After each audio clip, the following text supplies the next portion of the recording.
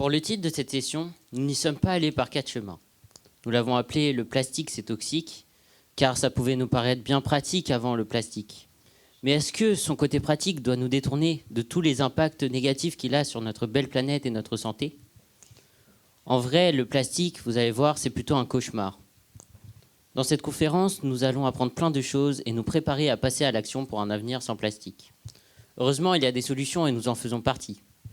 Je suis Elliot et je suis collégien à Living School, une école et collège éco-citoyen.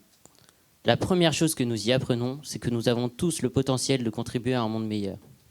Nous avons concrétisé de nombreux projets pour la planète et nous allons notamment vous en présenter un cet après-midi. Accueillons maintenant Aurore qui va nous raconter le conte des étoiles de mer.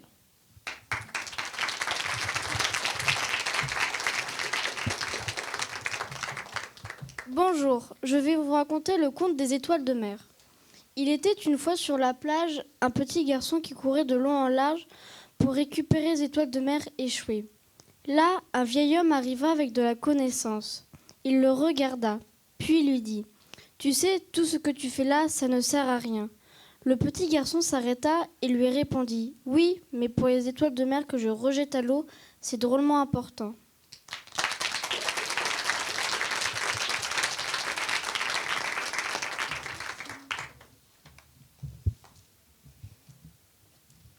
Vous avez sur vos sièges des étoiles de mer.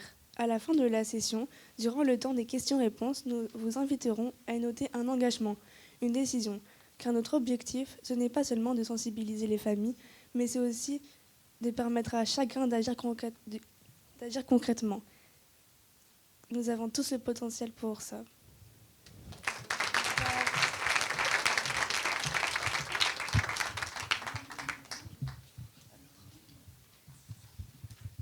Tout d'abord, pour comprendre ce qui se passe avec le plastique et pourquoi c'est un problème, nous allons accueillir Nelly Ponce qui va dresser le constat.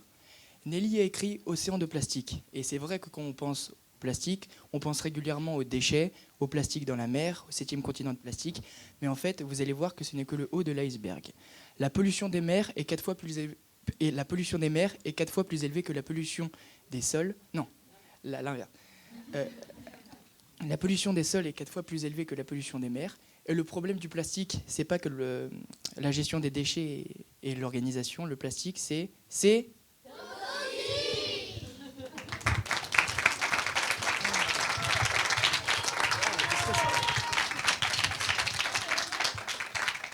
Bonjour, merci pour cette introduction. Vous allez bien ?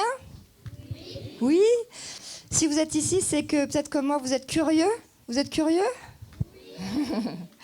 Alors, je m'appelle Nelly. Effectivement, parmi les choses qui m'animent le plus dans la vie, c'est de comprendre et de protéger le vivant. Et pour comprendre, ce que je fais, c'est que je vais à la rencontre du terrain, à la rencontre des scientifiques, à la rencontre des ONG. Et j'écris des livres pour essayer de sensibiliser. Et c'est ce qu'on va faire ensemble aujourd'hui.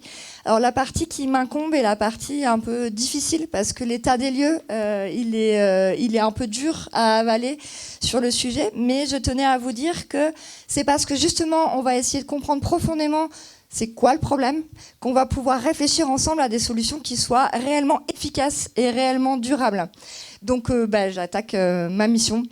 Quand il y a 150 ans, on a mis sur pied les premiers plastiques, c'est-à-dire les premières matières synthétiques 100% fabriquées par l'homme, et on imaginait que c'était fantastique. Et c'est comme ça qu'on l'a vécu, et c'est comme ça que notre société s'est développée. Aujourd'hui, 9 jouets sur 10 dans le monde, ceux que vous avez entre les mains, sont en plastique. On peut faire tout et n'importe quoi avec du plastique. On peut faire des choses transparentes, des choses colorées, des choses anti-acariennes, on peut faire du solide, du souple, de l'élastique. Et donc, on a bâti la société qu'on connaît aujourd'hui, celle où on aime tous beaucoup consommer, et on se rend compte que ça commence à avoir un peu des limites, cette histoire, n'aurait jamais pu voir le jour sans cette matière qui, à son époque, a été fantastique, parce qu'elle était pas chère, parce qu'on utilise le pétrole principalement pour fabriquer du plastique aujourd'hui, même si, on le verra tout à l'heure avec d'autres intervenants, on peut fabriquer des plastiques avec d'autres matières premières, et parce qu'on pouvait faire tout. Sauf que quand on a fait ça, avec notre enthousiasme débordant, on n'a pas pensé les conséquences à long terme. C'est-à-dire que jusque-là, on travaillait avec des matières qui étaient biodégradables. Est-ce que ça vous parle, ce terme de biodégradable ? Ouais. Vous faites des composts à la maison, peut-être à l'école. Donc une biodégradable, c'est quand on va pouvoir rejoindre les cycles de la planète. Comme dans la forêt, la feuille des arbres, elle tombe. Et puis, avec l'action des micro-organismes, elle va pouvoir devenir humus. Et on a longtemps pensé que les plastiques qui disparaissaient de notre vue allaient finir, comme tout le reste, par se biodégrader. Et donc, ce que je vais vous dire aujourd'hui, c'est vraiment le fruit de recherches scientifiques qui sont très récentes. Comme je n'ai pas le temps de vous en faire la démonstration, il faudra me croire sur parole. Mais après, vous allez pouvoir faire vos propres recherches pour trouver les sources de tout ce que je vous dis. Ce que les scientifiques ont découvert un peu tardivement, il est vrai, c'est la première chose, c'est ça, c'est que les plastiques ne sont pas, pour leur immense majorité, biodégradables. Donc en fait, ils ne deviennent jamais humus, ils ne participent jamais à ces cycles-là de la planète. Éventuellement, dans quelques millions d'années, ils peuvent devenir le pétrole du futur dans le fond des océans, mais il faudra des millions d'années. Et pendant ce temps, il est là. Il est là, il est omniprésent et il est partout. Ça, c'est le premier constat. Mais du coup, il disparaît quand même. Vous en avez vu des plastiques, des tout petits morceaux. Il y a les gros morceaux, il y a nos déchets, ça c'est évident. Mais vous avez aussi trouvé ceux qui nettoient peut-être le long des côtes, le long des rivières, le long des plages. On trouve plein de petits morceaux. Parce qu'en fait, ce qui fait dans la nature le plastique, c'est qu'il se fragmente. Il se fragmente en particules de plus en plus petites. Quand elles commencent à être très petites, vous voyez sur votre règle 5 mm, c'est petit, hein, on appelle ça des microplastiques. On continue à les voir, on peut les collecter. Sauf qu'en fait, la science, depuis même pas 10 ans, a découvert qu'ils continuent de se fragmenter en particules de plus en plus petites, qu'on appelle jusqu'au nanoplastique. Là, vous prenez un cheveu, vous faites 3000 fois plus petit qu'un cheveu et vous avez un nanoplastique. Et donc, il arrive dans le monde de l'invisible. Et pour autant, il n'a pas disparu. Donc ce que la science nous raconte aujourd'hui, c'est que quand on a les grands plastiques abandonnés, perdus, il y a des dommages qui sont faits à l'océan, dans tous les écosystèmes. Et puis quand la particule devient petite, le drame, c'est qu'elle rentre dans les organismes vivants. Et pour certaines, elles s'en échappent et pour d'autres, elles s'y accumulent. Et on est en train de commencer à peine à étudier les impacts en fait, des micro- et nanoplastiques sur la santé des organismes vivants dans les mers, les océans, les rivières, mais aussi sur nous, puisqu'on le sait aujourd'hui. On est au contact quotidiennement de ces plastiques sous forme micro et nano dont je vous parlais. La deuxième chose, là il y a toujours un silence dans l'état des lieux qui est un peu dur, on le disait, mais bon, pour chercher des solutions, il faut quand même savoir, ça a été dit par Elliot, qu'on n'a pas qu'un problème de déchets. Même si on a un problème de déchets, on n'a pas qu'un problème de déchets, donc on va continuer l'état des lieux. Ce qu'on sait aujourd'hui, c'est que pour fabriquer des plastiques, on va aller, alors je vous passe les détails chimiques, je ne suis pas fan de la chimie en plus, mais bon, en gros, on va prendre du pétrole, mais comme on a dit, on pourrait utiliser d'autres matières premières, on va craquer des molécules, on va récupérer du carbone et de l'hydrogène, et puis on va faire des longues chaînes. Ça crée de la matière, mais c'est pas tout. On va utiliser des produits chimiques. Par exemple, les fauteuils, pour qu'ils soient souples, ils ont des produits chimiques. Le plastique de nos lunettes a d'autres produits chimiques pour donner les propriétés. Il y a plus de 16 000 produits chimiques qui sont utilisés pour fabriquer les plastiques de notre quotidien. Et il se trouve que plus de 4 200 d'entre eux sont dits préoccupants pour la santé. Donc, quand on dit le plastique, c'est toxique, on parle à plein de niveaux différents. On parle à la fois des particules qui deviennent invisibles et qui rentrent dans l'organisme et qui ont des impacts sur les organismes, ça commence à être bien démontré, mais on parle aussi de toute la chimie qui va avec. Et c'est pour ça qu'un des premiers messages que j'ai envie de vous passer aujourd'hui, c'est qu'avec les plastiques, on a affaire à une pollution chimique et une pollution qui est invisible et donc très difficile à étudier pour les scientifiques. Parmi ces produits chimiques, peut-être vous avez entendu parler, ces dernières semaines, ces derniers mois, on a beaucoup entendu parler des PFAS dans les poêles à manger, les ustensiles de cuisine qui composent les plastiques noirs. Aujourd'hui, on sait que c'est toxique et que c'est très mauvais pour la santé. Donc quand on va chercher des solutions, ça va être important de vraiment embrasser la complexité de ce sujet-là, parce que ce n'est pas un sujet qui est uniquement écologique ou environnemental, il va toucher directement à notre propre santé. Il a été démontré, par exemple, que les produits chimiques qui sont dans les emballages alimentaires, pour leur donner leur élasticité, leur transparence, etc., migrent vers les aliments que l'on mange. Il a aussi été démontré que les particules extrêmement fines, on l'a vu, qui sont de plus en plus petites, sont dans l'air intérieur des maisons, dans l'air extérieur dans les villes. On les retrouve dans les pluies, on les retrouve dans les neiges, on les retrouve dans les glaces qui fondent. Et donc on sait que c'est un impact sur les organismes qui arrive par l'air que l'on respire, aussi bien que l'eau que l'on boit et ce que l'on mange. 5 minutes. Oh, j'ai déjà dit pas mal de choses, je suis contente. Alors, du coup, je peux ralentir le débit. J'ai pas été trop vite, ça va. Je me dis comment je fais en 10 minutes ce que je fais en 1h30 d'habitude. J'imagine qu'on aura des questions peut-être après. Donc ça, c'est un premier grand message que j'avais envie de vous passer. Du coup, comme vous imaginez que notre monde est quand même envahi par tous ces plastiques, je vous disais 9 jouets sur 10 dans le monde entier, 6 vêtements sur 10 sont aujourd'hui en plastique. Les emballages alimentaires, c'est à peu près, avec le jetable, c'est la moitié de la production mondiale de plastique. Donc vraiment, le monde est inondé et on peine à faire passer ce message qui est un message santé, qui est un message santé globale, écosystème et humaine, et qui est un message qui, malheureusement, va à l'encontre d'une des plus grandes industries et qui fait travailler beaucoup de gens dans le monde. Donc, on imagine que ceux qui fabriquent tous ces objets n'ont pas du tout envie que ça s'arrête. Beaucoup d'emplois en dépendent. Et donc, c'est un petit peu une bataille qu'on a en ce moment pour essayer de faire comprendre que tout ce qu'on essaie, on va dire, de faire passer dans les esprits, par exemple, on va vous dire que c'est la faute des citoyens. En fait, si on mettait nos déchets dans la bonne poubelle, et c'est hyper important de mettre les déchets dans la bonne poubelle, je ne dis pas ça, mais on a tendance dans les médias parfois à nous dire parce qu'on va mettre un déchet dans la bonne poubelle, ça y est, il n'y a plus de pollution, ça sort de notre vue, elle est dans la bonne couleur et derrière ça va être géré. Malheureusement, ce que j'ai à vous dire aujourd'hui, je vous ai dit j'étais un oiseau de mauvais augure, mais après il y aura plein de solutions et on va réfléchir ensemble à comment faire. Malheureusement, ce n'est pas vrai parce que les plastiques aujourd'hui, dans leur grande majorité, ne sont pas recyclables. Il y a une perte de qualité de la matière quand on recycle, qui fait qu'on n'arrive pas d'une bouteille à refaire une bouteille un nombre de fois illimité. Donc d'une bouteille, par exemple, on va faire une polaire. Vous avez des polaires quand vous faites du sport, peut-être ? Moi, j'en ai encore. Hein. Mais quand on lave la polaire dans la machine à laver, toutes les fibres qui s'échappent des vêtements, ce sont des plastiques. Et donc, ce sont des particules qui ne sont pas biodégradables. Et elles s'échappent des machines à laver. Parfois, on en compte jusqu'à 700 000 à chaque machine à laver. Et ça va aller dans nos eaux usées. Et parfois, les stations d'épuration, elles ont des boues quand elles filtrent et elles vont épandre ces boues dans les terres agricoles. Alors, Elliot l'a dit tout à l'heure, les sols sont potentiellement 4 fois plus contaminés que les océans. C'est une des raisons, par exemple. Une autre raison, ça va être que les pneus des voitures, je ne sais pas, vous habitez près des grandes villes, alors peut-être que vous n'avez pas de voiture, mais moi, je vis à la campagne et on peut difficilement faire des choses sans voiture.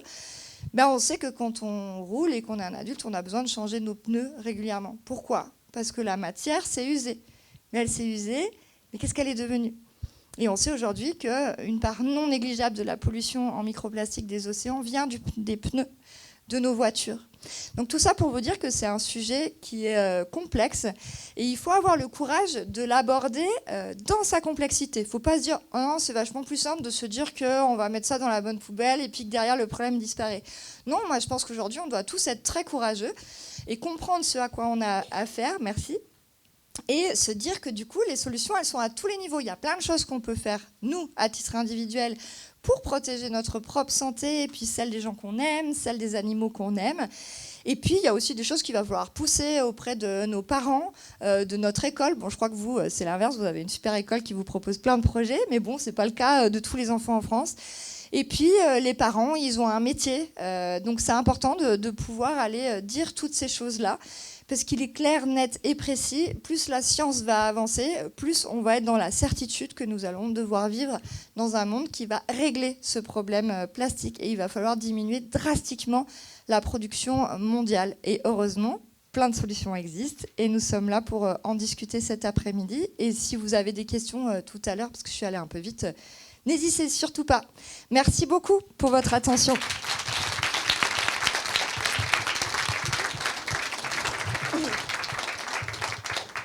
Bon, c'est sûr, ce constat, ça plombe un peu l'ambiance. Enfin, je veux dire, ça plastifie un peu l'ambiance.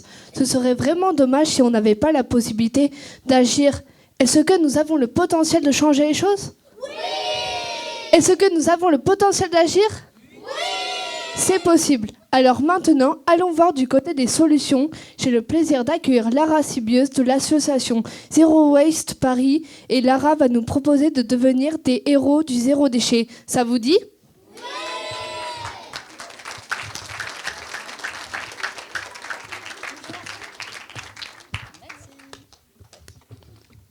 Je viens avec tout mon barda, moi.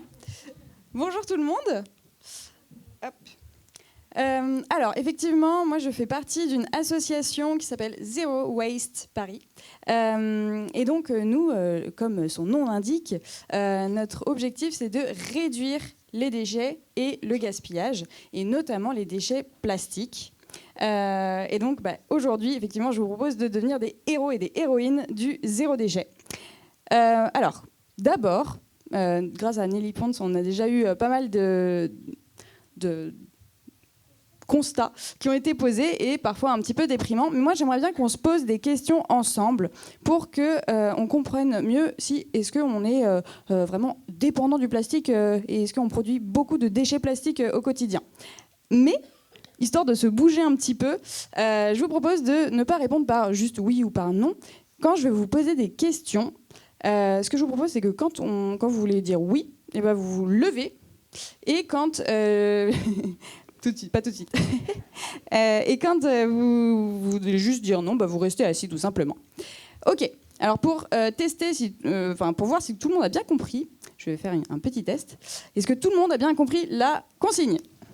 Génial, super.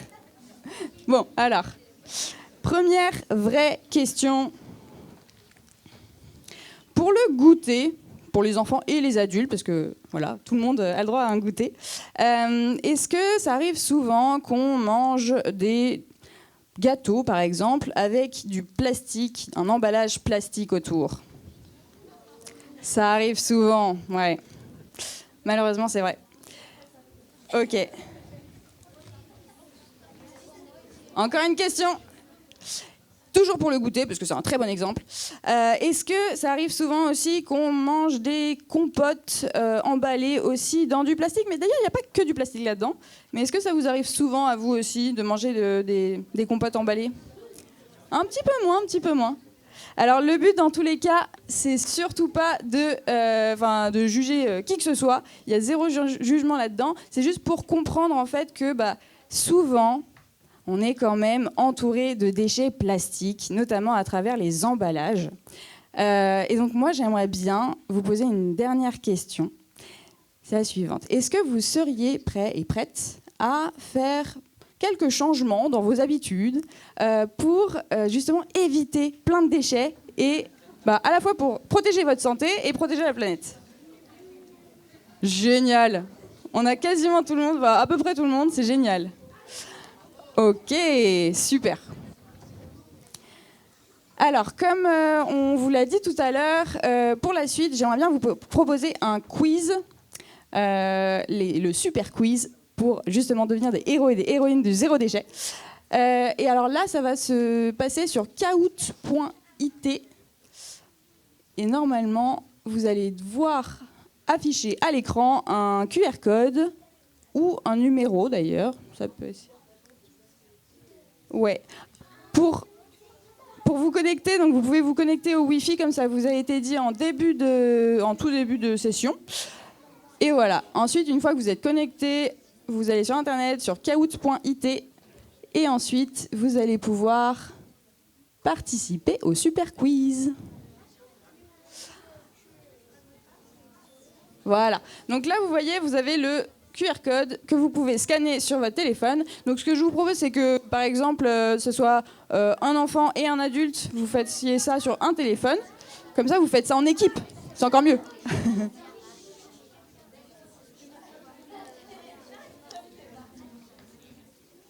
Et alors, le temps que tout le monde se connecte doucement, je vais juste commencer par une petite information. C'est que, donc, en un an, une seule personne en France, elle va produire 580 kilos de déchets, dont des déchets plastiques, en une seule année, une seule personne en France. Donc, 580 kilos, on a du mal à se le représenter, mais en fait, généralement, on dit que ça représente, pour une famille de 4 ou 5 personnes, en fait, tous les déchets qu'ils produisent, ça représente le poids d'un éléphant. Là, pour le coup, on se dit que c'est vraiment énorme. Voilà, c'était la petite information complémentaire, en attendant que tout le monde soit connecté. Et si tout le monde est connecté, je pense qu'on va pouvoir lancer le super quiz. Vous avez l'air d'être nombreux et nombreuses connectés, donc je pense qu'on va pouvoir le lancer. Ok, première question. Combien de temps le plastique met-il pour se dégrader dans la nature? Alors là, vous allez avoir différentes réponses. Alors, est-ce qu'il se dégrade en moins de 3 mois, en 5 ans, en 50 ans ou jusqu'à 1000 ans? À votre avis, il faut répondre le plus vite possible.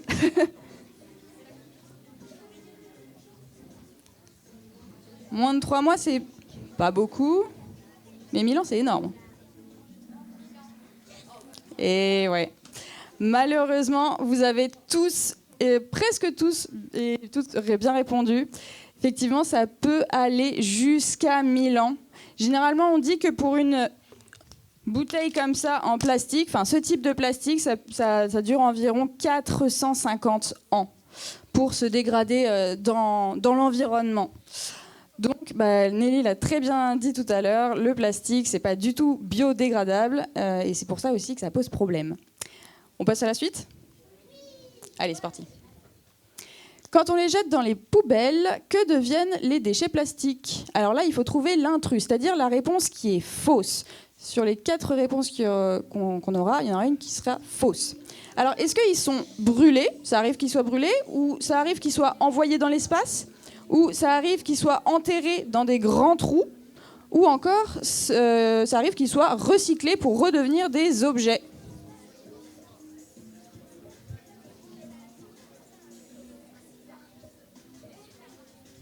Quelle est la réponse fausse? L'intrus. 2 secondes. Ok. Alors, non, on n'envoie pas effectivement nos déchets plastiques dans l'espace. Enfin, ceux qui viennent de nos poubelles, en tout cas, ils ne sont pas envoyés dans l'espace, effectivement. Les 3 autres réponses sont vraies. Donc, ça veut dire qu'il y a quand même toute une partie de nos déchets, et de nos déchets plastiques notamment, qui sont brûlés dans des incinérateurs, des grosses usines qui brûlent les déchets. Et il y en a aussi toute une partie qui sont enterrés dans des grands trous qu'on appelle des décharges. Et donc ça, en soi, c'est pas super non plus. Ok, bon. Dernière question qui plombe un peu l'ambiance, et après, promis, on parle de choses positives. Quand on les jette dans la poubelle jaune, cette fois-ci, tous les déchets plastiques sont recyclés et deviennent de nouveaux objets. Est-ce que c'est vrai, ça, ou est-ce que c'est faux ? Est-ce que quand on les jette dans la poubelle jaune, les déchets plastiques, ils sont forcément transformés en d'autres objets? Effectivement. Alors, quand on les met dans la poubelle jaune, c'est très important de mettre les déchets plastiques dans la poubelle jaune. Ok, ça, on est tous d'accord, mais c'est pas pour ça que tous les déchets plastiques deviennent d'autres objets.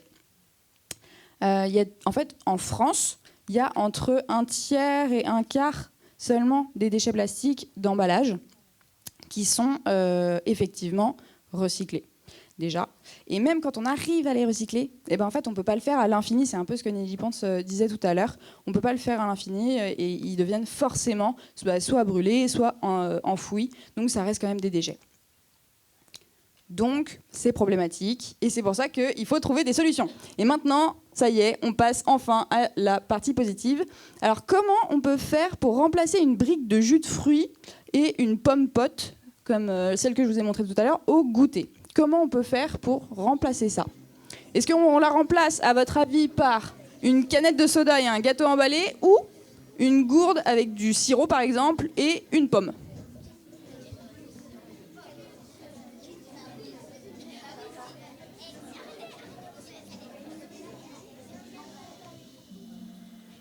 Ok. Bon, prêt. Ouais, on voit que vous êtes déjà bien sensibilisés, c'est génial. Alors, aucun jugement si vous préférez effectivement les gâteaux emballés et les canettes de soda, mais moi je trouve que c'est quand même super chouette de se dire qu'on a la possibilité de faire autrement et on peut notamment juste prendre une pomme en fait au lieu d'avoir une compote emballée dans son sac, on peut juste mettre une pomme. Donc c'est encore meilleur pour la santé en plus, donc ça c'est super. Ok, prochaine question pour avoir encore une autre alternative. Toujours pour le goûter, quelle solution vous préférez pour remplacer des gâteaux emballés dans du plastique ? Est-ce que vous préférez du pain et de la confiture, ou des cookies qu'on a cuisinés soi-même, ou des gâteaux achetés en vrac ? Peut-être qu'il faudra qu'on en parle de ça. Ou alors un croissant de la boulangerie ?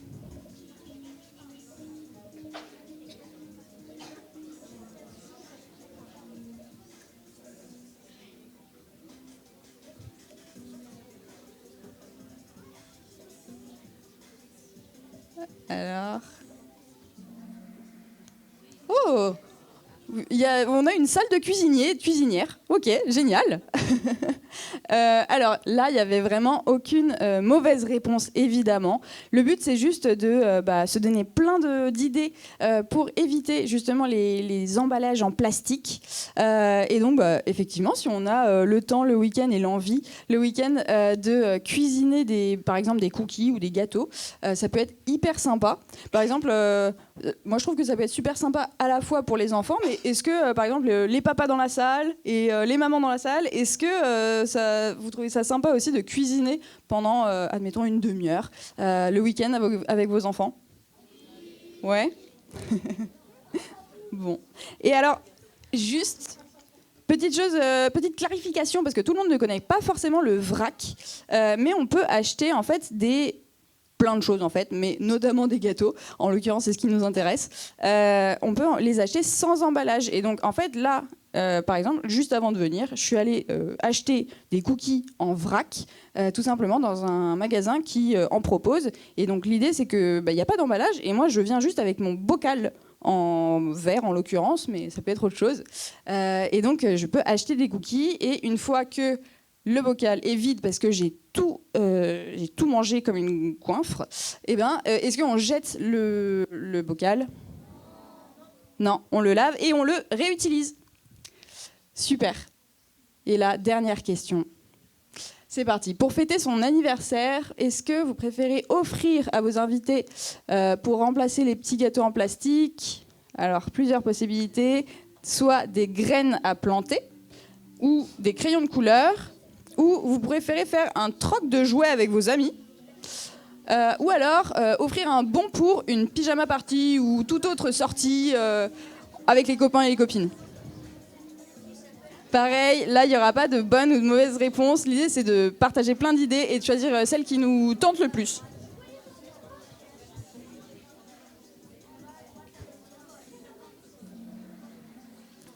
Ah, ok, bon, vous aimez à la fois bien planter des graines, c'est super chouette, et aussi passer du temps avec vos amis. Ça, je trouve ça vraiment super chouette parce que c'est quelque chose auquel on ne pense pas forcément, et pourtant c'est super chouette de, en fait, pas forcément offrir quelque chose de matériel, mais offrir juste un bon moment avec ses amis. Je trouve ça vraiment top. Ok, est-ce qu'on passe à la partie résultats ? Bon, après, il y avait pas mal de questions qui étaient ouvertes à tous et toutes, donc je pense pas qu'il y ait de vraiment gagnants. Je pense qu'on est tous et toutes gagnantes quand on participe à ce genre de quiz. Et donc, alors, si on peut résumer vraiment tout ce que je viens tout ce dont on vient de parler ensemble, si on peut résumer en une phrase, en fait, c'est le message de l'association de laquelle je fais partie, c'est le meilleur déchet, c'est celui qui n'existe pas. Et donc, si vous voulez justement continuer à chercher des solutions et à trouver des solutions surtout pour réduire les déchets et notamment les déchets plastiques, il ne faut pas hésiter à prendre au fond de la salle quand vous partez des petits livrets qui s'appellent Héros du zéro déchet, justement pour avoir plein d'autres idées pour réduire les déchets au quotidien. Voilà. Merci beaucoup.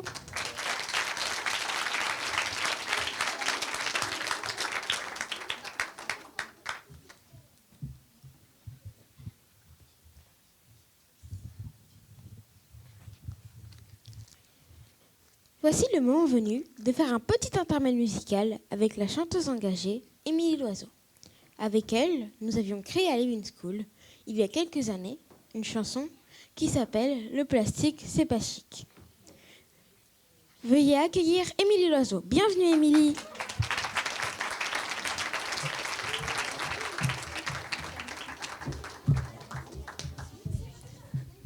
Bonjour.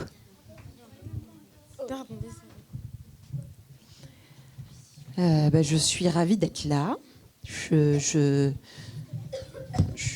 Mon grand garçon et sa grande sœur ont été à Living School pendant quasiment toute leur scolarité élémentaire et primaire. Et donc, ma petite manière de participer à cet élan incroyable qui existe dans cette école, c'était de mettre mon savoir-faire au service de ce qu'ils essayent de transmettre aux enfants. C'est ce que j'essaye de faire dans mon métier, dans mes concerts, dans ce que j'écris. Quand je m'adresse aux gens, j'essaye de faire ma petite part à cet endroit de mon métier. Je crois que c'est à peu près chacun ce qu'on peut faire à son endroit, c'est de faire bouger un petit peu les lignes dans ce qu'on fait professionnellement. Et voilà, et donc on a écrit cette chanson. Alors celle-là, c'était pas avec les enfants qui sont présents ici, c'était avec la classe de ta grande sœur, Selma, donc c'était il y a quelques années, qui maintenant elle est en 3e. Mais du coup, c'est génial parce que je vais la voir revivre. Et on avait fait, par contre, écrit d'autres chansons aussi avec chaque classe, de la maternelle, donc vraiment les petits, jusqu'au CM2. Donc c'était un exercice assez magique parce qu'il fallait, pour moi, c'était un défi de s'adapter à chaque tranche d'âge et essayer de faire dire des choses qui soient à la fois un constat sur une réalité qui paraît souvent bien sombre, mais en même temps justement d'aller vers la lumière et de donner à nos enfants des clés pour pas les laisser avec tout ça, sans leur donner quelques solutions, des réponses, envie, joie. C'est tellement plus joyeux d'imaginer autre chose que ce qu'on nous propose aujourd'hui, que de rester les bras ballants à se dire c'est terrible. C'est tellement plus joyeux d'imaginer un autre monde et le faire avec eux, moi ça m'a mise en joie. Voilà. Et voilà, on va chanter ça, hein, on va suivre Emma, parce que moi je vais vous suivre aussi. Hein ? Non, on ne garde pas le micro.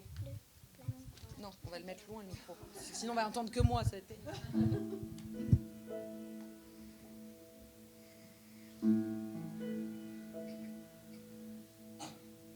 L'océan, monde géant, aux milliards d'habitants.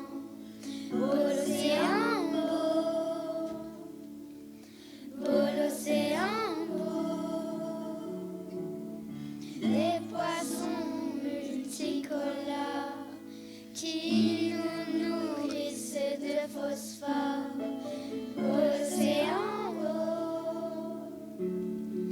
beau l'océan, beau.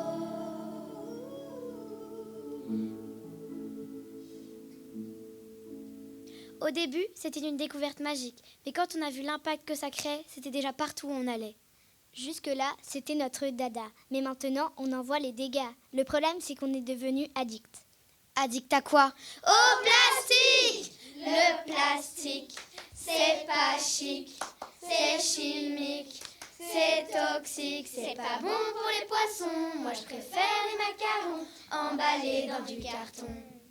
C'est vrai qu'ils claquent tous ces gadgets. Quand on les veut plus, on les jette. Et on emballe la planète de films plastiques en direct. Le poisson mange la méduse, mais la poche plastique a des ruses. Et quand elle bouge dans le ressac, c'est une bise démoniaque. Il y a 1000 milliards de déchets. Et nous, qu'est-ce qu'on en fait? Tous ces petits trucs que tu jettes, tu les retrouves dans ton assiette. Mais ensemble, on est des géants, plus forts que 20 000 éléphants.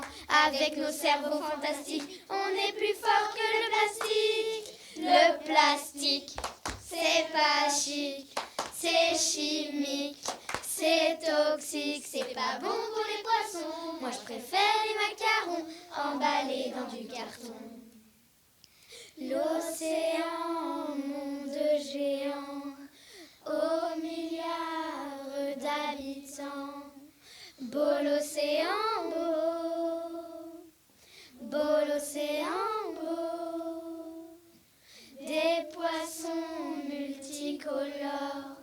qui nous nourrissent de phosphore. Beau l'océan, beau l'océan, beau.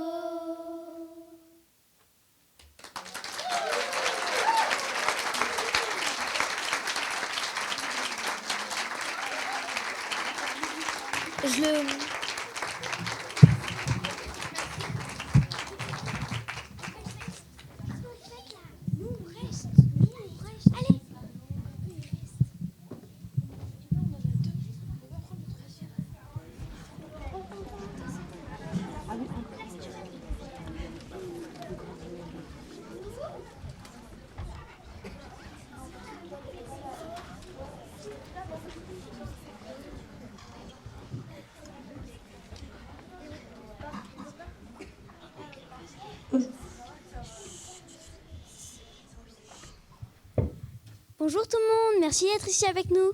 Nous sommes Barlovento, Ella, Abel, Mathias. Nous sommes des enfants de Living School en classe de CM1, CM2. Nous sommes ici pour vous parler d'un projet que nous avons réalisé quand nous étions en maternelle.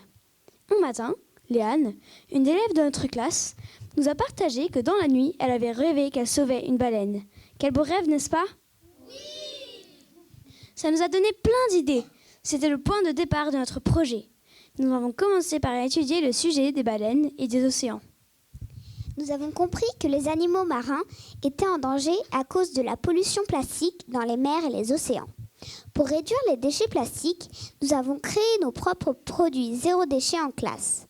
Par exemple, du dentifrice, de la colle et une éponge.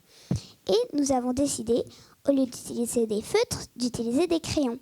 Comme chaque année, nous avons participé au World Cleanup Day et cette année-là, nous avons ramassé plus de déchets en pensant tout particulièrement aux mers et aux océans. Plus tard, nous avons décidé de faire un film pour que les gens prennent conscience de l'impact des déchets qui finissent dans la mer et les océans. Car vous, comme nous, avez tous le potentiel d'agir avec le cœur pour contribuer à un monde meilleur. Avec ce film, nous avons gagné le premier prix de la Fondation Maud Fontenoy, un prix de 1 000 € que nous avons donné à l'association Sea Shepherd qui protège les baleines et les océans. Des années plus tard, nous avons envoyé une lettre à Paul Watson, un des fondateurs de Sea Shepherd, quand il était en prison l'année dernière. Il nous a répondu, et c'était notre plus beau cadeau de Noël, et ça nous a beaucoup touchés. Mais merci d'être venus et de nous avoir écoutés. Et maintenant, nous allons vous montrer notre film, Encore grand comme une baleine. Allez-vous réussir à nous reconnaître ?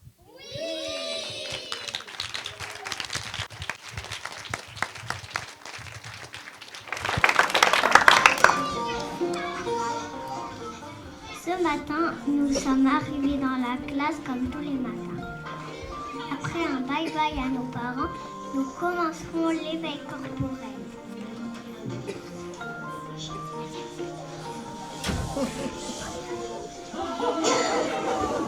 Léane nous partageait son rêve de la nuit. J'ai rêvé que je sauvais les baleines. Elle nous donne envie de sauver les océans. Nous avons envie de peindre une baleine pour décorer notre classe. Et surprise, la baleine nous parle. Bonjour les enfants, merci de penser à moi et à mes amis de l'océan. Alors la baleine, nous sommes une pluie des zooplanctons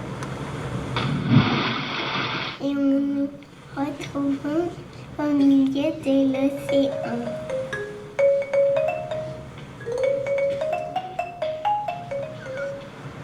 Elle nous dit, est-ce que vous voulez découvrir où je vis? Oui, comme c'est beau.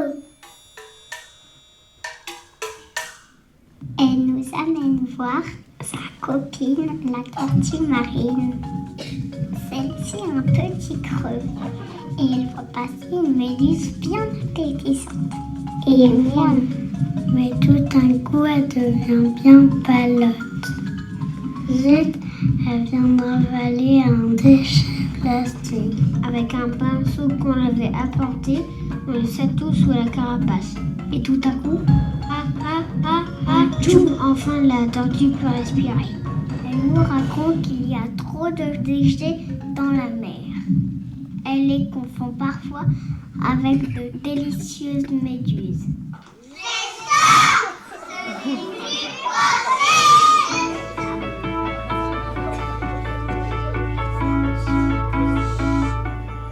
Nous voulons agir pour réduire nos déchets.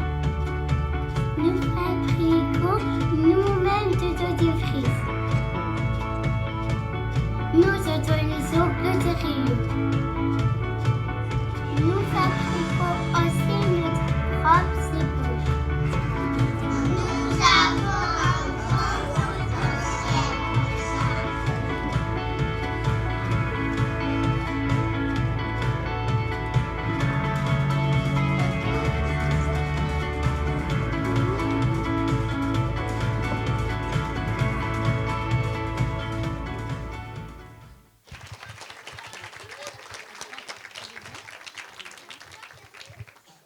Savez-vous que les solutions peuvent aussi venir de la mer? Cécile Roch travaille dans une entreprise qui s'appelle Notepla, comme Note Plastique, pas de plastique. Cette entreprise a développé une matière totalement biodégradable, a développé des solutions pour remplacer le plastique par une matière totalement biodégradable. Et savez-vous quelle est cette matière? Une petite idée? Ça vient de la mer. Et oui, par des algues.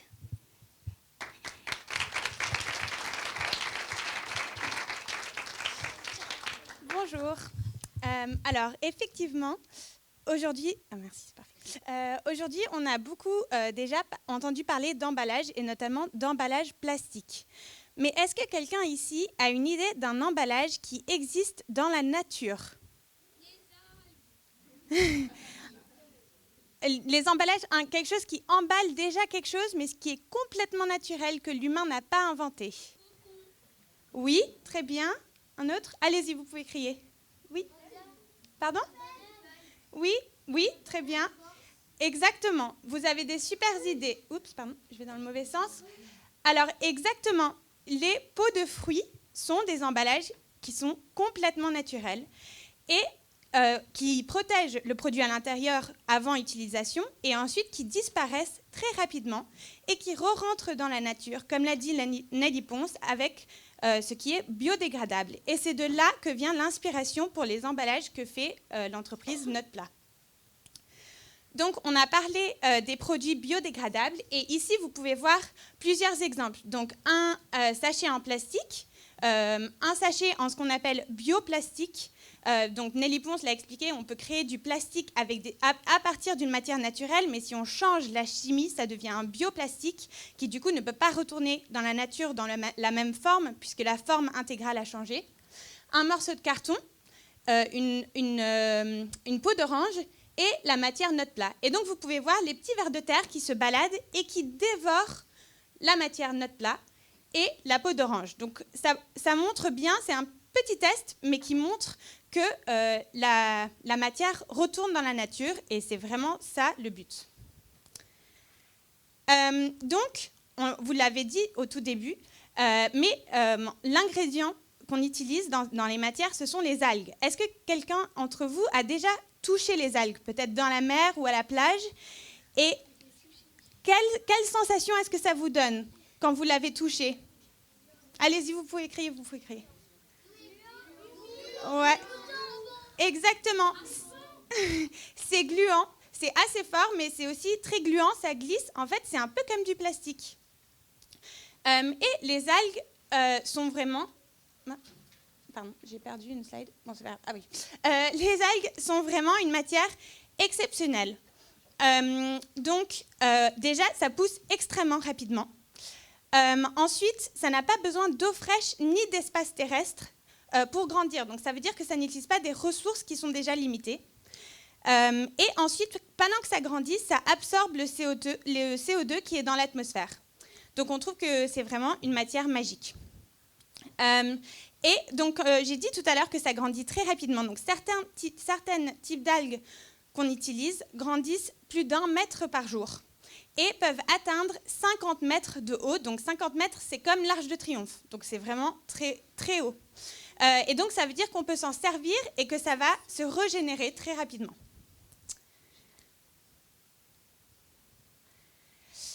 Donc on peut se dire que les algues, on s'en sert pas beaucoup pour l'instant. Mais certains de ces produits contiennent les algues. Est-ce que vous pouvez deviner lesquels? Allez-y, vous pouvez crier, il n'y a pas besoin de lever la main.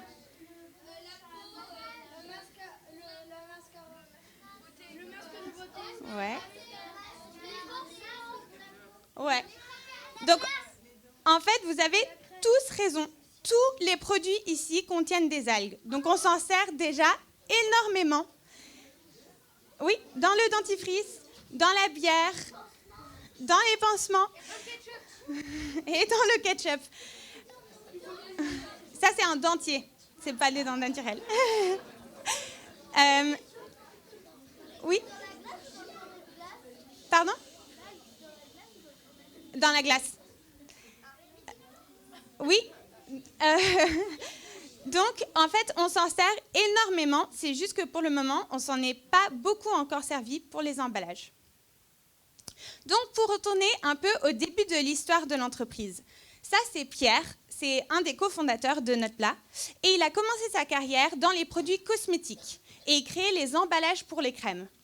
Mais petit à petit, il a commencé à réaliser qu'en fait, ce qu'il créait, c'était vraiment des déchets qui, comme on l'a vu, allaient rester pour des centaines et des centaines d'années. Donc, il a voulu changer de direction. Et ça, c'est l'autre fondateur, Rodrigo, qui est architecte et qui crée des sculptures à base de déchets pour qu'on en parle plus et pour créer plus de discours autour des déchets. Et donc, Pierre et Rodrigo, ils se sont alliés et ils ont commencé à travailler avec les algues. Donc, au début, c'était quelque chose de très simple. Ils travaillaient dans leur cuisine et ils mélangeaient différents ingrédients pour voir ce qu'ils pouvaient créer. Et ils invitaient tous leurs amis dans des dîners pour goûter différentes sortes d'emballages à base d'algues. Et c'est de là qu'est né le premier produit qui s'appelle l'Oho. Et en fait, c'est une bulle d'eau et le nom Oho vient du bruit que les gens font quand ils le goûtent pour la première fois. Oh, voilà.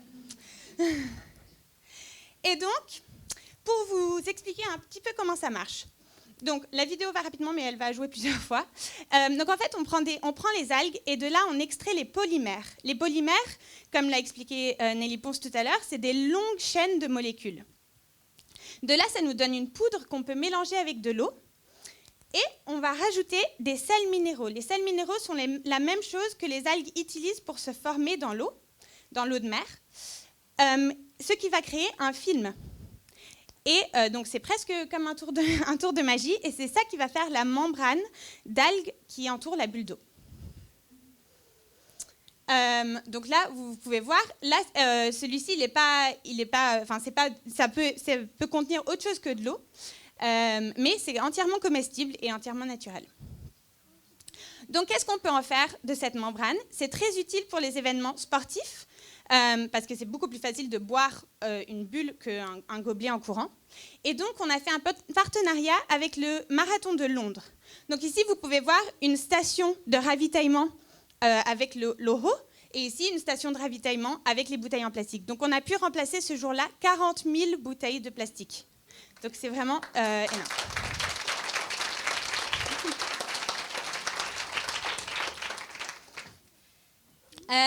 Mais on n'a pas voulu s'arrêter là et on a voulu continuer à créer de nouvelles solutions. Donc, notre solution qui est le plus commercialisée pour l'instant, c'est la boîte en carton pour les aliments à importer. Donc, en fait, ces boîtes, elles sont en carton, mais il y a une couche de plastique qui sert à protéger de la graisse et de l'eau. Et donc, on l'a remplacée par une membrane d'algues. Et maintenant, les boîtes Notpla sont dans tous les stades en Angleterre et en Irlande, ainsi que dans les sites de vente à emporter. Et ensuite, on a aussi créé une matière qui peut aller sur les machines qui existent, qui sont celles qui produisent le plastique. Donc ici, c'est exactement la même méthode de production que le plastique. Et en fait, on va créer des couverts. Ici, c'est des cuillères à glace. Mais on va aussi créer des couverts normaux. Et donc, c'est toujours la même chose. C'est à base d'algues et c'est complètement naturel. Et finalement, on a aussi un film soluble. Donc, il se solubilise pendant l'utilisation. Et ça veut dire qu'à la fin, il ne reste aucun emballage. Donc, il n'a même pas besoin d'être biodégradé. Et il peut se consommer, par exemple, aussi dans le café. Mais comme vous devez le savoir, il y a beaucoup d'emballages et de solutions qui se disent être écologiques, alors que c'est très compliqué de le prouver. Mais le gouvernement des Pays-Bas a mené leur propre enquête et ils ont testé des milliers de matières pendant 9 mois. Et Notpla et toutes ces matières se disaient être sans plastique. Et après 9 mois de tests, Notpla, c'est la seule matière qui s'est avérée être réellement sans plastique. Ça, c'est du coup les 2 fondateurs que vous avez rencontrés avant, Pierre et Rodrigo, avec le prince William d'Angleterre. Je ne sais pas si vous le connaissez, mais il a un prix écologique que l'entreprise a gagné en 2022. Donc c'est vraiment super parce que bon, il est venu dans nos bureaux, mais aussi il parle de Notpla partout où il va et il nous a vraiment aidé à créer beaucoup de partenariats. Donc ça montre que c'est très important. Si vous pouvez avoir des gens qui parlent de vos solutions, ça aide à ouvrir énormément de portes. Et ensuite, juste pour terminer, ça c'est Times Square à New York. Je ne sais pas si vous connaissez, mais c'est la grande place où il y a tous les écrans géants. Et Notpla était présente dessus, ce qui encore nous aide beaucoup à créer la visibilité et à continuer à faire connaître nos solutions. Donc voilà, on vous attend pour nous rejoindre dans la mission et surtout pour utiliser votre propre créativité pour créer des solutions avec ce qui existe déjà. Merci beaucoup.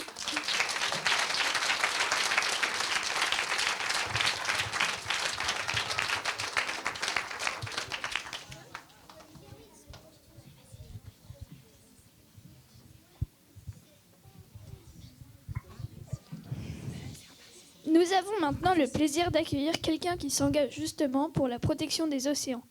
Elle s'appelle Estelle Lefébure, elle est mannequin et actrice. Elle a cofondé l'association Spéromarée qui organise une journée de nettoyage, des sensibilisations pour les enfants et collabore avec des partenaires pour préserver les océans. Alors Estelle, la mer serait-elle notre avenir ?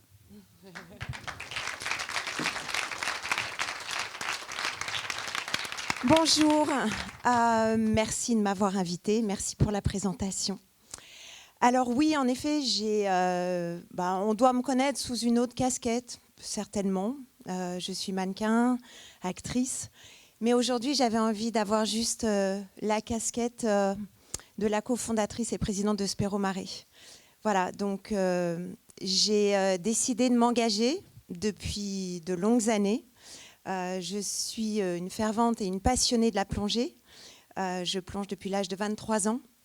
Et il est vrai que quand on voit les dégâts, malheureusement, dans le même site où j'ai eu l'habitude de plonger depuis de longues années, et que l'on voit que la dégradation des coraux ou le manque de poissons, l'extermination de certaines espèces, on se dit qu'on doit faire quelque chose et qu'on doit mettre en tout cas sa notoriété au service de la planète. Et donc oui, moi, c'est vrai qu'il y a beaucoup de déchets. Nous avons des experts ici pour vous en parler beaucoup mieux que moi. Moi, je voulais surtout vous dire, dans nos actions, on a des actions qui permettent de faire connaître dans les écoles. On fait beaucoup de conférences dans les écoles parce que je pense qu'il est important pour votre avenir, vous, les jeunes enfants, de connaître un petit peu tout ce qui se passe sous l'eau. Parce que quand on connaît, on a envie de préserver, on a envie de protéger. Et là, je vais vous montrer en fait beaucoup de photos dans différentes plongées que nous avons pu faire. Et vous allez pouvoir voir qu'en fait, c'est un monde merveilleux où il y a énormément de choses qui se passent, énormément d'espèces qui dépendent l'une de l'autre. Et vous allez voir... Oh, je me suis trompée peut-être, oui. Ah, voilà. Le son est un peu fort.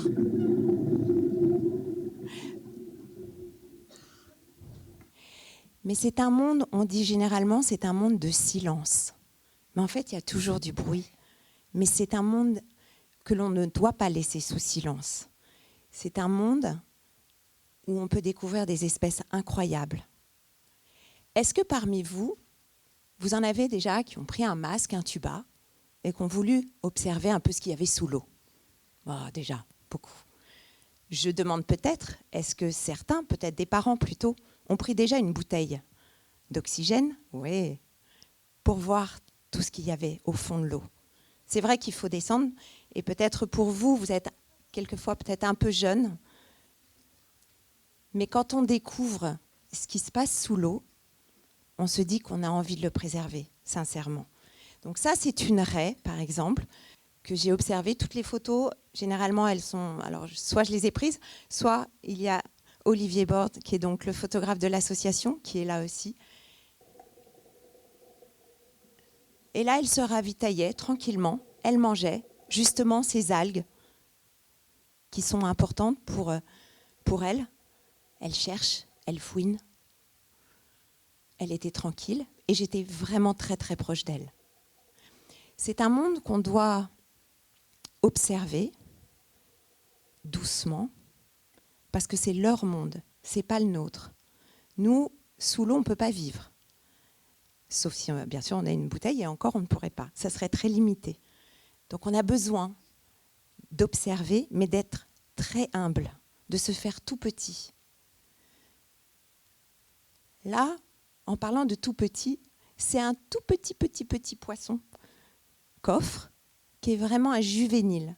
C'est très très rare, si je vous montrais, c'est tout petit comme ça. Donc en fait, quand on plonge, on a envie de voir, même pas forcément que des grosses espèces, mais on peut voir aussi des tout petits. Il était un peu effrayé. Je me suis pas approchée, j'ai juste zoomé énormément parce que sinon on pourrait à peine le voir. Ce qui est important en fait, c'est d'observer, c'est que son œil petit à petit va s'habituer à vraiment voir le plus petites espèces qu'il y a. Et il y en a, c'est énorme le nombre d'espèces que l'on peut voir sous l'eau. Bien sûr, ça, on adore quand on voit les tortues. On aime les voir s'alimenter encore une fois, parce qu'ils font beaucoup ça à longueur de journée. Et on se dit que quand on a des déchets qui arrivent justement au fond de l'eau, ben malheureusement, elle va manger ces déchets. Comme tout à l'heure on disait, ça ressemble énormément à des méduses. Elles se nourrissent de méduses, d'algues aussi, mais c'est vrai que ça, elle peut confondre. Hippocampe. Alors là, en l'occurrence, bien sûr, c'est un mâle qui porte les bébés, les œufs. Et oui. Et là, il en avait beaucoup. Ça, c'est lors d'une plongée de nuit aux Philippines. On peut les voir pendant la nuit, parce que le jour, c'est un petit peu plus difficile. Mais c'est vrai qu'avec la lumière, on peut voir énormément de plancton tout autour. Et quand on voit ça, on ne peut que s'émerveiller. On a besoin, je crois, maintenant, de s'émerveiller. On est dans un monde dépoétisé, désensibilisé. Et je crois qu'il faut retrouver ce monde. Oui. Pardon ? Ah ben là, ils sont là dans le ventre. Tu vois, là, la grosse poche, ils sont là. Et puis à un moment, il va tout lâcher et tout va partir. Et ça va devenir plein de petits hippocampes. Ah, j'ai été trop vite. Ça, c'est une espèce qui est assez intéressante. Et oui, c'est un poisson. Poisson fantôme. Il s'appelle le ghost fish. C'est incroyable parce qu'ils se font totalement vers les coraux. On a vraiment du mal à le voir. Bon, celui-ci, on a eu de la chance, mais il est assez atypique, pardon. Et là, est-ce que vous le voyez ? Et c'est quoi, là ? Oui, mais alors c'est un mini hippocampe. C'est les tout petits. Ils sont vraiment minuscules quand je dis, alors là, je ne peux pas, mais c'est comme ça. C'est vraiment, vraiment tout petit. Et donc, en plus, encore une fois, ils se cachent. Pour eux, c'est la façon de se protéger des autres prédateurs. Alors, est-ce que quelqu'un sait ce que c'est, ça? Oui? En fait, ça s'appelle un nudibranche. Un nudibranche. Alors, ça ressemble un peu comme à une limace, une petite limace, mais encore une fois, c'est pas très grand. Mais alors, par contre, il y en a différentes couleurs. On a l'impression de les avoir peints à la main. C'est magnifique. Ça, qu'est-ce que c'est? Oui, c'est un poisson, mais qui est assez bizarre quand même.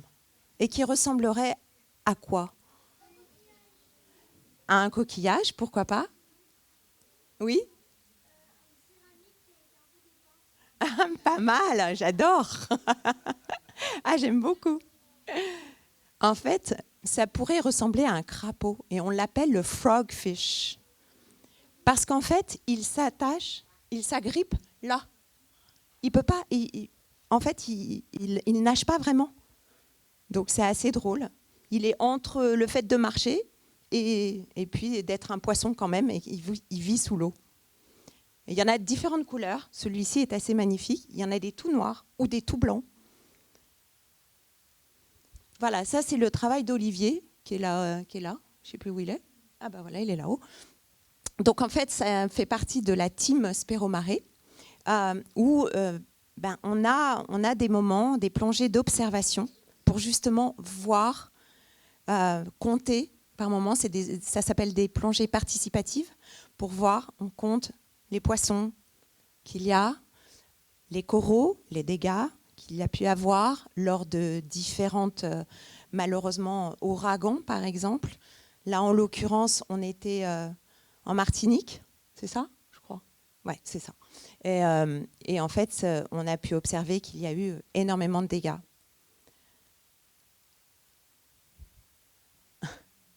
C'est beau, hein? Moi, j'adore entendre ça, parce que quand on dit que c'est beau, il faut qu'on le préserve, il faut qu'on le garde. Cette beauté, on doit la garder intacte.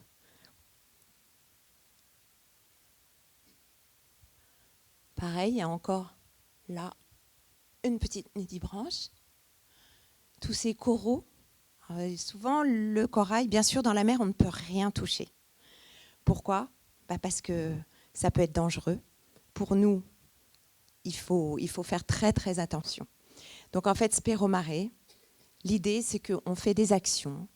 On fait des actions sur le terrain, comme vous avez pu voir. On fait des actions dans les écoles. Et puis, on a besoin de vous. On a besoin de bénévoles. On a besoin de membres. Parce que plus on est grand, plus on va y arriver.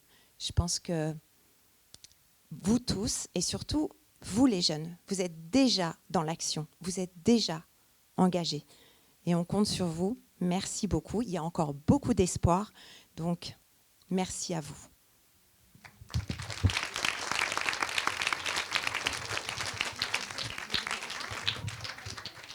Ah oui, pardon. En effet, j'ai eu une minute. Oui, je me disais, c'est bizarre. Voilà, en fait, dans les actions, quand je parlais d'actions, c'est qu'on fait des nettoyages, donc on ramasse beaucoup de choses. Là, en l'occurrence, c'était en Méditerranée, aux îles du Frioul. Peut-être que vous connaissez, c'est à côté de Marseille.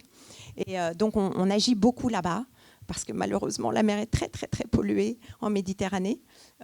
Donc, on voit, il y a quand même du plastique, mais il y a surtout de bouteilles en verre. Donc, même si ce n'est pas aussi polluant, mais par contre, c'est éternel, le verre, ça reste, ça ne se dégrade pas. Mais il y a moins de particules, en effet, qui s'échappent, donc quelque part. Mais on a besoin quand même de nettoyer tous ces fonds. Une autre action, très rapidement, voilà, on organise aussi des voyages pour voir d'autres associations. Là, en l'occurrence, c'était le CNRS des Antilles qui agit avec les tortues, qui met une petite caméra embarquée pour pouvoir suivre pendant 48 heures la tortue. Et on peut voir exactement ce qu'elle mange, qui elle rencontre, comment elle parle. Et derrière, eh bien, on apprend énormément qu'elles ont un certain langage entre elles et que, par exemple, elles ont un son bien particulier pour prévenir les dangers. Et ça permet après, avec les pêcheurs qui malheureusement de temps en temps en ont dans leur filet de pêche, ce qui est très dur pour eux aussi, eh bien, de peut-être prévenir les tortues qu'il y a un filet sur cet endroit. Voilà, ça c'est dans les écoles et même les toutes petites classes. Et voilà, merci beaucoup.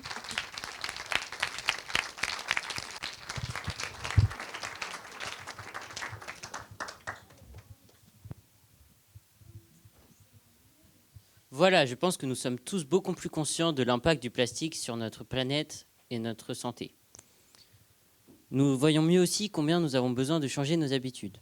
Vous avez sur vos sièges des étoiles de mer. Si vous n'en avez pas, vous inquiétez pas, ça arrive. Prenez 5 minutes pour ressentir en famille les actions que vous aimeriez conduire cette année. Si vous en avez envie, nous vous invitons le 5 juin à 17h pour un goûter de célébration au parc des Buttes-Chaumont. Si vous souhaitez participer à cet événement, laissez-nous un email et nous vous contacterons. Nous allons collecter vos étoiles en bout de rangée pendant les questions-réponses.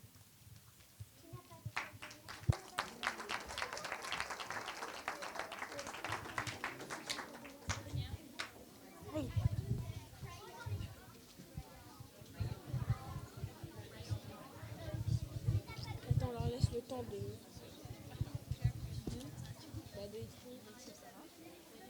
Voici le moment du question-réponse.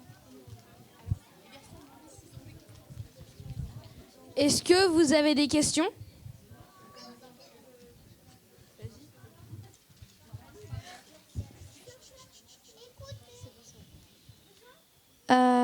Alors, j'ai une question pour notre plat. Est-ce que vous avez rapporté des ho-ho?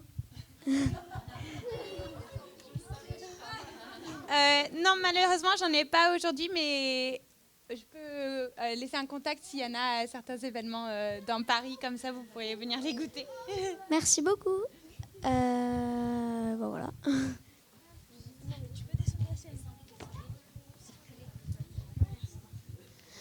C'est aussi pour notre plat. Et est-ce que la matière que vous faites avec l'algue, ça a un goût? Non, enfin, ça dépend lesquels. Souvent, il faut faire beaucoup de recherches pour justement qu'on puisse enlever le goût de manière naturelle.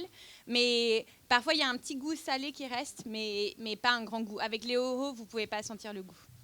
Et il y a d'autres produits que vous faites, à part les emballages et tout? Non, on fait surtout les emballages que j'ai présentés. Ok, merci beaucoup. Moi, j'ai 2-3 questions. La première, c'est pour notre plat. Pardon. Comment ça s'appelle? Ça se vend où, ce genre de produits? Est-ce que ça se vend en France, à Paris plus particulièrement, dans le 19e aussi? Alors, non, mais peut-être il y en aurait. Très bonne question. Donc, pour le moment, à part aux Pays-Bas, nos produits ne sont pas en vente dans des magasins, mais ils sont présents dans des endroits. Donc, par exemple, les ho-ho sont présents dans beaucoup de marathons en France. Je pense qu'on en a fait 5 l'année dernière. Mais les boîtes ne sont pas encore dans des stades en France, mais on y travaille. Ok. Et du coup, je rebondis parce que cette question était imprévue. Dans les marathons, est-ce que du coup, les non-participants peuvent du coup goûter les ho-ho? Je sais pas, c'est une bonne question. Je pense que ça dépend des organisateurs des marathons. Ah.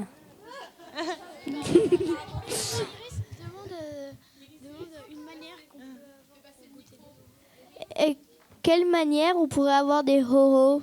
Question de Raphaël. Je pense qu'on va en parler. On va voir si on peut vous en envoyer. Oh ouais! Pour boire à la cantine. Attends, je vais voir les gens et après.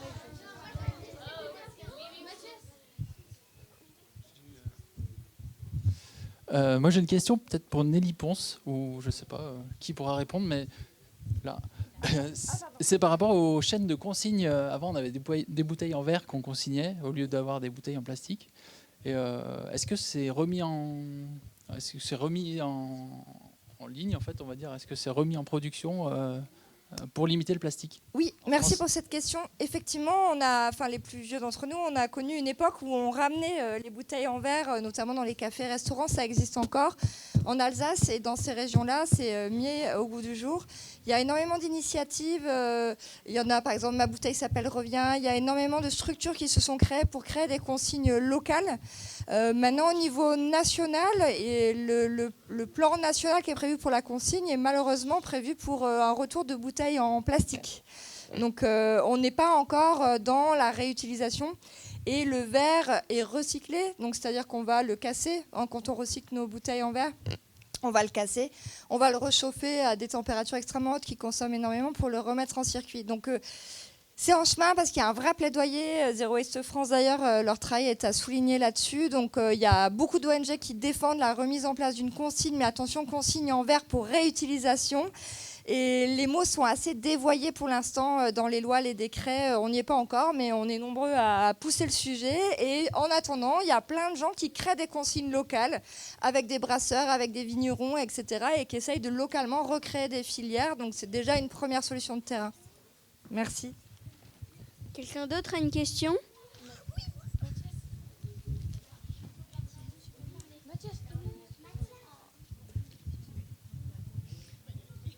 Merci. J'avais une question sur d'où viennent la plus grande partie des plastiques qu'on retrouve dans l'océan, par exemple.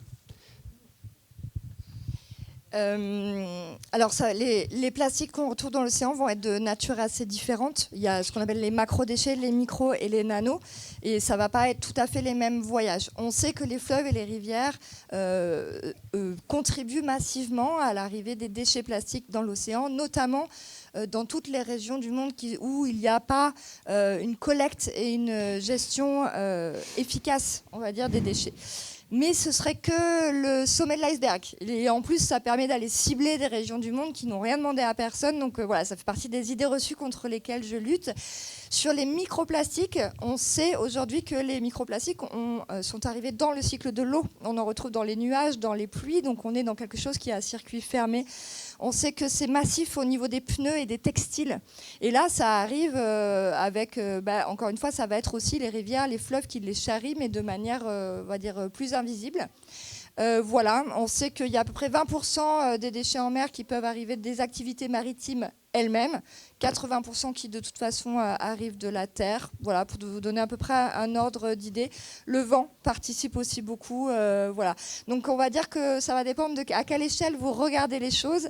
Et il faut se méfier en tout cas de toutes les données qui vont servir à stigmatiser une activité plus qu'une autre ou une partie de la population mondiale sur ces données-là. Je n'ai pas le temps de développer, mais voilà. Est-ce que ça existe les OO au jus? Oui. Ma question c'est, est-ce que les ho-ho, l'algue qui est autour, la transparent, est-ce que quand tu le manges, tu peux le manger du coup? Oui, en fait, dans la bouche, ça donne une impression un petit peu comme la peau d'une tomate cerise. Et ensuite, ça va disparaître très rapidement. Mais oui, du coup, on avale la petite peau. Ok.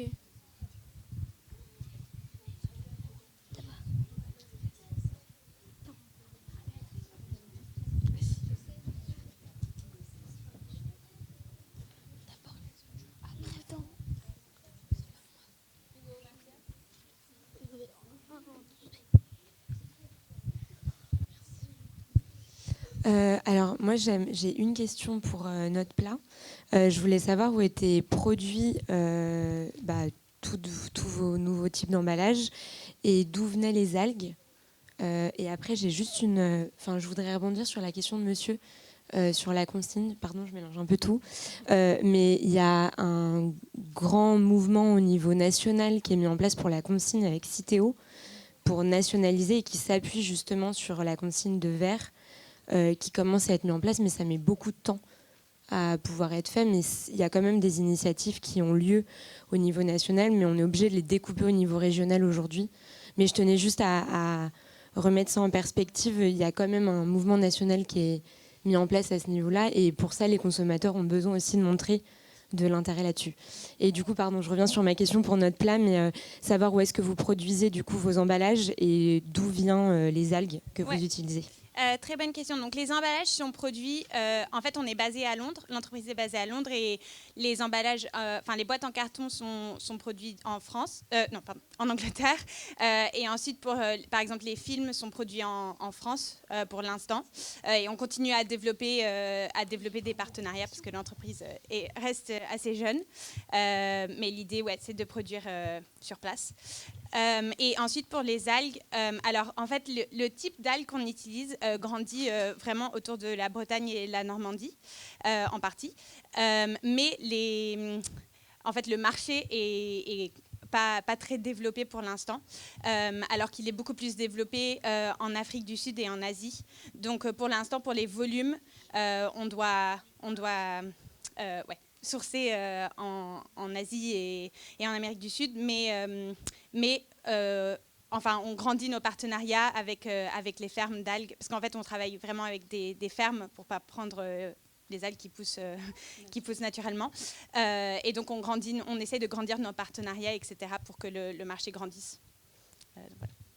Alors, les enfants, on va devoir s'arrêter pour les questions, parce qu'on arrive vers la conclusion de cet événement, mais voir votre curiosité, votre élan me remplit de joie. Donc voilà, je suis Caroline, je suis la fondatrice de Living School. J'ai été très heureuse qu'on puisse proposer ces 2 sessions de l'Université de la Terre. L'Université de la Terre qui, cette année, est sous le signe du Petit Prince. Et le Petit Prince, moi, ça me rappelle toujours, l'essentiel est invisible pour les yeux. Et on ne voit bien qu'avec le cœur. Et vous savez quoi ? Donc nos enfants... Les enfants sont toujours proches de la vie avec leur cœur souvent grand ouvert. Donc à nous les adultes de continuer d'ouvrir bien fort nos cœurs de manière à aussi incarner ce changement que nous avons besoin de voir dans le monde. Donc voilà, je nous propose d'être tous des petits princes, des petites princesses et même des grands princes et des grandes princesses de la planète. Et puis pour finir, je voudrais vraiment remercier toutes nos intervenantes qui ont été formidables. Nelly, Lara, Cécile, Estelle, les enfants, et je vous propose que nous chantions Joyeux anniversaire, l'Université de la Terre, pour les 20 ans, parce que si on chante tous ensemble, ça va faire quelque chose. Moi, j'y étais il y a 20 ans, et je suis hyper heureuse de me dire que ça fait deux sessions que j'organise cette Université de la Terre junior. Il y a 20 ans, j'ai été émerveillée par le programme. Je me suis dit, c'est super, c'est magnifique, et de savoir que maintenant, j'y participe, c'est une joie immense. Donc... Joyeux anniversaire, l'Université de la Terre. Joyeux anniversaire, l'Université de la Terre. Joyeux anniversaire, l'Université de la Terre. Joyeux anniversaire, l'Université de la Terre. Voilà. Et également, un immense bravo à Caroline qui a organisé toutes les 2 sessions et qui a invité les intervenants et qui a constitué tout ce beau déroulé. Un immense merci à Caroline.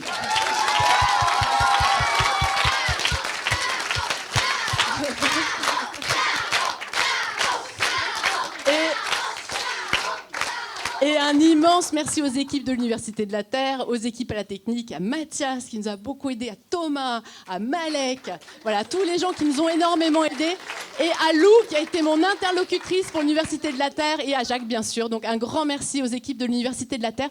Bon retour, célébrez bien toutes les réussites que vous avez prises par rapport au fait de vivre dans un monde sans plastique. C'est possible, ça prendra du temps, parce que quand on a écouté Nelly, on se dit ça prendra du temps, mais on va y arriver. Alors, prenons tous la bonne direction. Très bon week-end à tous. Merci d'avoir été là. Et à dans 2 ans.